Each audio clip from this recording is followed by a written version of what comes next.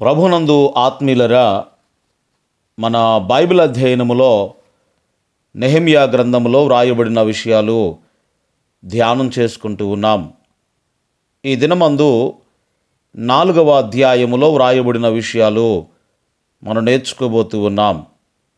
ఈ 4వ అధ్యాయములో ప్రాకారము కట్టబడుచుండుట శత్రువైనటువంటి సన్బల్లటు చూచి అతడు ఆ గోడ కట్టకుండా వ్యతిరేకించినట్లుగా ఈ అధ్యాయములో మనం చదువుతాం.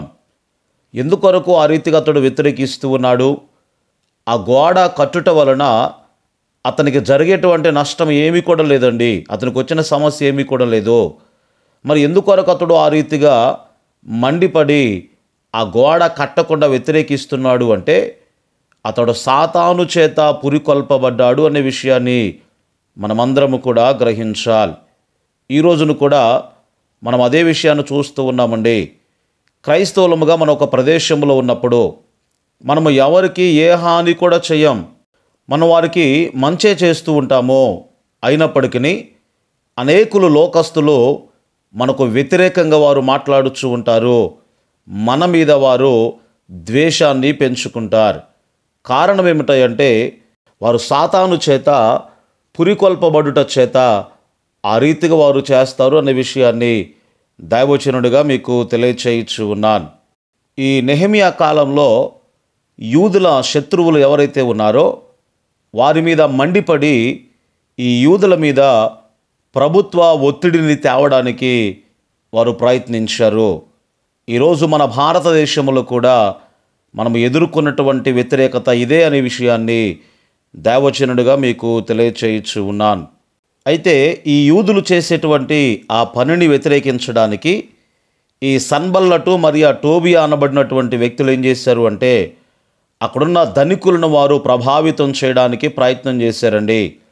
టోబియా అనబడినటువంటి వ్యక్తి అయితే ఆ కట్టేటువంటి ఆ గోడను బట్టి, ఆ పనిని బట్టి వారిని ఎగతాళి కూడా చేశాడు. మరి నెహెమ్యా ఏం చేశాడు అంటే, వారితో ఆయన ఏమీ చర్చించలేదు, లేదా వారితో ఆయన వాదించలేదు. కానీ దేవునికి ఆయన ప్రార్థన మాత్రమే చేశాడు. 4వ అధ్యాయము 4వ వచనములో ఆ విషయాలు వ్రాయబడి ఉన్నాయి. మా దేవా ఆలకించుము, మేము తిరస్కారము నొందిన వారము, వీరు మమ్మను వ్యతిరేకిస్తూ ఉన్నారు.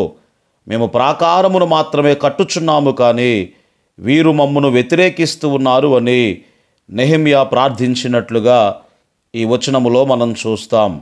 అయితే 4వ అధ్యాయము 6వ వచనములో మనము గమనించినప్పుడు, పని చేయుటకు జనులకు మనస్సు కలిగి ఉండెను గనుక ఆ గోడ కట్టబడెను అని ఆ వచన భాగములో వ్రాయబడి ఉన్నది. ఇక 4వ అధ్యాయము 7, 8 వచనాల్లో మనం చదువుకుంటే, యూదుల శత్రువులైనటువంటి సన్బల్లటు టోబియాయును కుట్ర చేసి యెరూషలేముపై దాడి చేసి దానిలో కలవరమును తీసుకురావాలి అని వారు చూశారు. కానీ 4వ అధ్యాయం 9వ వచనంలో రాయబడిన మాట, నెహెమ్యా మాత్రము ప్రార్థించుట మానలేదు, అతడు ప్రార్థించుట కొనసాగించి రాత్రింబగళ్ళు కూడా కావలి ఉండెను అని ఆ వచన భాగంలో వ్రాయబడి ఉన్నది. మూల భాషలో మనం చదువుకుంటే, వారు కావలి కాస్తూ ఉన్నారు మరియు ప్రార్థన కూడా చేస్తూ ఉన్నారు. వారు అప్రమత్తతతో కావలి కాచి శత్రువును కనిపెట్టుచు ఉండెను అని పరిశుద్ధ బైబిల్ గ్రంథములో వ్రాయబడి ఉన్నది. ప్రభునందు ఆత్మీయులరా, ఈ రోజుల్లో కూడా మనము దేవుని యొక్క సంఘము ఎడల భారమును కలిగి, ఆసక్తిని కలిగి అప్రమత్తతతో ఉండాలి మరియు ప్రార్థించుట కూడా కొనసాగించాలి అనే విషయాన్ని దైవజనుడిగా మీకు తెలియచేయచ్చు ఉన్నాను. క్రీస్తు యొక్క సంఘములో మనం ఎదుర్కొనేటువంటి అతిపెద్ద సమస్యలలో ఒకటేమిటంటే, మనలను బయట నుండి వ్యతిరేకించేవారే కాకుండా లోపల నుండి, అంటే సంఘముల నుండి వ్యతిరేకించేవారు కూడా, అంటే సనిగేవారు కూడా ఉంటారండి. అంత మాత్రమే కాదు, మనం ఏదైనా ఆత్మీయతలో కొంచెం ముందుకు వెళ్తూ ఉన్నప్పుడు నిరుత్సాహపరిచే వారిని కూడా మనం ఎదుర్కొంటాం. పరిశుద్ధ బైబిల్ గ్రంథములో అపోస్తలుల కార్యములో 6వ అధ్యాయము 1వ వచనములో మనం చదువుకుంటే, శిష్యుల యొక్క సంఖ్య పెరగగా, అంటే సంఘము విస్తరించబడగా, తమలోని వెధవరాండ్రను చిన్నచూపు చూచిరని హెబ్రీయుల మీద గ్రీకు భాష మాట్లాడేటువంటి యూదులు సనగసాగిరి అని పరిశుద్ధ లేఖన భాగంలో వ్రాయబడి ఉన్నది. నెహెమ్యా కూడా ఇటువంటి పరిస్థితిని ఆయన అక్కడ ఎదుర్కొంటూ ఉన్నాడు. అయితే ఈ జరిగేటువంటి ఈ వ్యతిరేకత ఏదైతే ఉందో దీనిని అంతటిని కూడా చూసినటువంటి కొంతమంది యూదులు నిరుత్సాహపడిపోయి నెహెమ్యా మీదను ఆ పని చేసేటువంటి యూదుల మీద సనగడము ఆరంభించారండి. అప్పుడు యూదావారు కొంతమంది వచ్చి ఏమన్నారు అంటే, బరువులు మోయువారి బలము తగ్గిపోయింది, చూస్తేనేమో చెత్త విస్తారంగా ఉంది, ఈ గోడ మనము కట్టలేము అని వారు మాట్లాడుచున్నారు. 4వ అధ్యాయం 10వ వచనములో ఆ విషయాలు వ్రాయబడి ఉన్నాయి. అయితే నెహెమ్యా ఓ వైపున ప్రార్థన చేస్తున్నాడు, మరోవైపున ఆ సనుగుడితో మరియు నిరుత్సాహంతో ఆయన వ్యవహరించవలసి వచ్చింది. కొంతమంది యూదులు ఈ గోడను నిర్మాణం చేసేటువంటి ఆ యూదుల యొద్దకు వచ్చి, నలుదిక్కుల నుండి శత్రువులు మీ మీదికి వచ్చి మీ పైన దాడి చేస్తారు, జాగ్రత్తగా ఉండండి అని వారిని నిరుత్సాహపరుస్తున్నారండి. ఆ విషయాలు 4వ అధ్యాయము 12వ వచనములో వ్రాయబడి ఉన్నాయి. ఈనాడు క్రీస్తు యొక్క సంఘములో కూడా మన హృదయాలలో భయమును మరియు నిరుత్సాహమును పెట్టేవారిని అనేక మందిని మనము చూస్తూ ఉంటాం. ఆత్మీయతలో వారు ముందుకు వెళ్ళరు, వెళ్ళేవారిని కూడా ముందుకు వెళ్ళనివ్వరండి. పరిచర్య వారు చేయరు, పరిచర్య చేసేవారిని కూడా చేయనివ్వరు. ఇవన్నీ చూసినటువంటి నెహెమ్యా దేనికి కూడా ఆయన భయపడలేదు. 4వ అధ్యాయము 14వ వచనములో మనం చదువుకుంటే నెహెమ్యా తన ప్రజలతో మాట్లాడుతున్నాడు, మీరు భయపడవద్దు, మహాఘనుడును భయంకరుడునగు యెహోవాను జ్ఞాపకము చేసుకుని మీ సహోదరుల పక్షముగాను మీ కుమార్తెల పక్షముగాను పోరాడుడి అని నెహెమ్యా ప్రజలతో చెప్తూ ఉన్నాడు. పరిశుద్ధ బైబిల్ గ్రంథంలో మరో మంచి మాట ఉందండి. యెషయా గ్రంథం 8వ అధ్యాయము 12, 13 వచనాలు మనం చదువుకుంటే మూల భాషలో ఇలా వ్రాయబడి ఉన్నది, మనము దేవునికి భయపడితే ఇంకా దేనికి కూడా మనము భయపడనక్కరలేదు అని ఆ వచన భాగంలో మనం చూస్తాం. నిజమే కదా ప్రభునందు ఆత్మీయులరా, సర్వశక్తిమంతుడగు దేవుడు మనతో ఉంటే, ఆయన మనతో ఉన్నాడు అని నిజంగా మనం నమ్మితే దేనికి ఎవరికి ఎలాంటి పరిస్థితులకు కూడా భయపడనక్కరలేదు అని దైవజనుడిగా మీకు తెలియచేయచ్చు ఉన్నాను.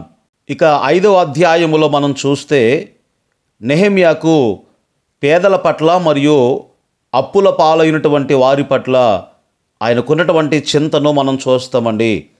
వారికి అప్పులు ఇచ్చినటువంటి వారితో మాట్లాడి వారి అప్పులన్నిటి నుండి కూడా వారికి విడుదలను ఇచ్చినట్లుగా ఈ అధ్యాయములో మనం చూస్తాం. అంటే యూదులు చాలామంది బబులోను దేశము నుండి ఈ యెరూషలేముకు వచ్చారు కాబట్టి బీదలైన వారు అనేక మంది ఉన్నారు. తిండికి కూడా లేనటువంటి సమయంలో కొంతమంది బీదవారు ఏం చేశారు అంటే తమ పిల్లలను ధనికుల యొద్ద యూదుల యొద్ద తాకట్టు పెట్టి కొన్ని డబ్బులు తెచ్చుకున్నారండి. అలాంటి పరిస్థితిలో ఈ దైవజనుడైనటువంటి నెహెమ్యా ఆ బీదవారి పక్షముగా ఉండి వారి సమస్యలన్నిటిని కూడా పరిష్కరించినట్లుగా ఈ అధ్యాయములో మనం చూస్తాం. ఇక 6వ అధ్యాయములో మనము గమనించినప్పుడు ఎటువంటి బీటలు లేకుండా గోడ కట్టబడెను అని ఈ అధ్యాయములో మనం చదువుతాం. ఈ గోడ కట్టబడిన తర్వాత కూడా సన్బల్లటు అనబడినటువంటి ఈ వ్యక్తి ఏం చేశాడు అంటే మరి ఒక ఉపాయాన్ని ప్రయోగించాడండి. 6వ అధ్యాయము 2వ వచనములో మనం చూస్తే, ఓనో మైదానమందున్నటువంటి గ్రామములలో ఒకదాని దగ్గర మనము కలుసుకుందాము రండి అని నెహెమ్యా యొద్దకు వర్తమానాన్ని పంపించాడు. ఈ విషయాలు 6వ అధ్యాయము 2వ వచనములో వ్రాయబడి ఉన్నాయి. కానీ నెహెమ్యా మోసపోలేదండి. లేఖన భాగములో మనం చదువుకుంటే దేవుడు తన దాసులను సంరక్షించును అని పరిశుద్ధ లేఖన భాగములో వ్రాయబడి ఉన్నది. వారు అతనికి చేయబోయేటువంటి హానిని నెహెమ్యా ముందుగానే గ్రహించాడు. అందుకొరకే వారికి ఒక అద్భుతమైనటువంటి జవాబు ఇచ్చాడండి.